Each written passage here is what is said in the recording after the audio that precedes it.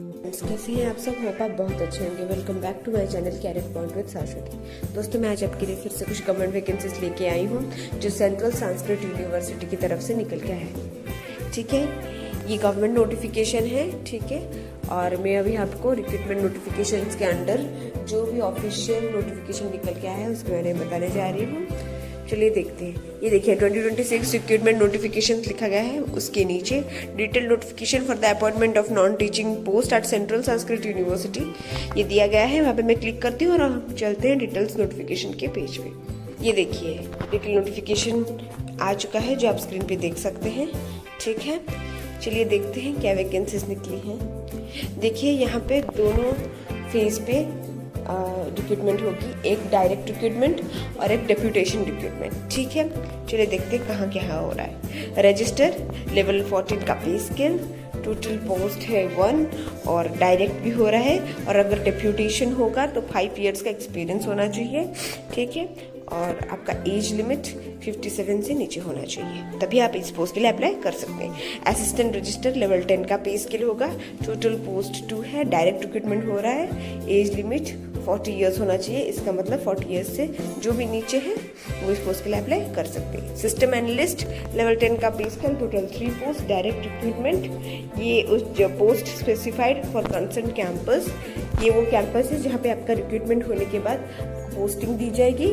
40 years के नीचे होना चाहिए आपका age limit. Next section officer, total 11 post, direct recruitment हो रहा है। डेप्यूटेशन में 4, डायरेक्ट में 7 रिक्रूटमेंट। 35 इयर्स के नीचे होना चाहिए आपका age limit. Nursing officer level 7 का pay scale, total 3 post, direct recruitment हो रहा है। 35 इयर्स के नीचे होना चाहिए आपका एज लिमिट। असिस्टेंट लेवल 6 का pay scale, total 10 post, direct recruitment हो रहा है। एक ही पोस्ट है, ये तीनों कैंपस में रिक्रूटमेंट होगा कहीं भी। ठीक है, 35 इयर्स के नीचे होना चाहिए आपका age limit. Guest house manager level 6 का pay scale, total 3 post, direct recruitment हो रहा है। 35 इयर्स के नीचे होना चाहिए आपका age limit. Junior engineer level 6 का पे स्केल, टोटल 3 पोस्ट निकल के आ रहा है, डायरेक्ट रिक्रूटमेंट हो रहा है। Maximum age limit 35 years. Personal assistant level 6 का pay scale, total 3 recruitment, direct recruitment, age limit 35 years. Professional assistant level 6 का pay scale, total 4 post, direct recruitment, 35 years आपका age limit. Technical assistant total 3 post, direct recruitment, 32 years आपका age limit.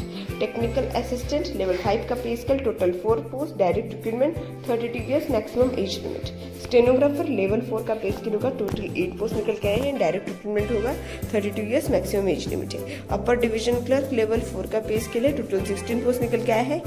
ठीक है, direct recruitment और आपका total age limit जो है maximum 32 years. ठीक है, लाइब्रेरी असिस्टेंट लेवल 4 का pay scale, total 1 post, direct recruitment, 32 years आपका maximum age limit. Lower division clerk level 2 का पे स्केल, 35 पोस्ट टोटल है, डायरेक्ट रिक्रूटमेंट हो रहा है, 30 इयर्स आपका मैक्सिमम एज लिमिट है। ड्राइवर लेवल 2 का पे स्केल, टोटल 1 पोस्ट निकल गया है, डायरेक्ट रिक्रूटमेंट होगा, 32 इयर्स आपका maximum age limit. Multitasking staff level 1 का pay scale, total 22 post, direct recruitment हो रहा है, 32 इयर्स आपका मैक्सिमम एज लिमिट। आ गया समझ में? ठीक है, अभी नीचे चलते हैं। लाइब्रेरी अटेंडेंट लेवल 1 का पे स्केल होगा, टोटल 8 रिक्रूटमेंट हो रहा है, डायरेक्ट 32 इयर्स आपका maximum age limit. Medical attendant और ड्रेसर लेवल 1 का pay scale, total 3 post, direct recruitment, 32 years आपका मैक्सिमम एज लिमिट। ठीक है, आ गया समझ में? टोटल 144 वैकेंसीज निकल के आई है। आ गया समझ में? ऑनलाइन एप्लीकेशन कब से शुरुआत हो रही है?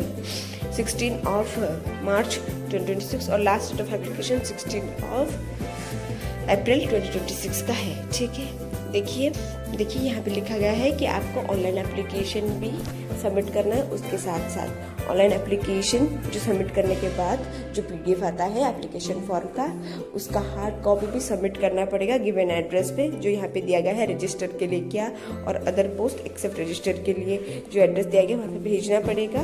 पर जो लास्ट डेट है उस लास्ट डेट से 15 डेज बिफोर आपको वो उसका हार्ड कॉपी एप्लीकेशन फॉर्म का सबमिट करना पड़ेगा जो आप सबमिट कर चुके हैं। ठीक है, ऑनलाइन। और हाँ, जो आप एप्लीकेशन का जो प्रिंट आउट आप सबमिट करेंगे उसके साथ साथ अपना सेल्फ अटेस्टेड कॉपीज भी भेज देना। जो भी डॉक्यूमेंट्स आप जिस पोस्ट के लिए अप्लाई कर रहे हैं उसकी सपोर्टिंग सेल्फ अटेस्टेड डॉक्यूमेंट्स भी उसके साथ आप अटैच करके भेज दीजिएगा। ठीक है। पोस्टिंग इन्हीं कैंपस में से होगा जो आप स्क्रीन पे देख सकते हैं। एकलव्य, विधिवास, श्री रघुनाथ कीर्ति कैंपस, AKD EDS सेंटर या तो ऑल इंडिया कैडर किसी में भी हो सकता है। ठीक है, एप्लीकेशन फीस देख लेते हैं। लेवल 10 से लेवल 14 के पे स्केल के लेवल पे जो भी पोस्ट रिक्रूटमेंट होगा उसमें से जनरल OBC EWS का एप्लीकेशन फीस है 3000, SC ST PWD का है 1500। लेवल 6 से लेकर लेवल 9 तक जो भी कैंडिडेट्स आते हैं, जो भी पोस्ट के लिए अप्लाई कर रहे हैं, उनका जनरल OBC EWS का होगा 2000 application fees, SC ST PWD का होगा 1000 एप्लीकेशन फीस। लेवल 1 से लेकर लेवल 5 तक जिस पोस्ट के लिए भी जो भी अप्लाई कर रहा है, जनरल OBC EWS और एक्स सर्विसमैन के लिए 1000 रुपीज़, SC ST PWD के लिए 500 रुपीज़। आगे समझ।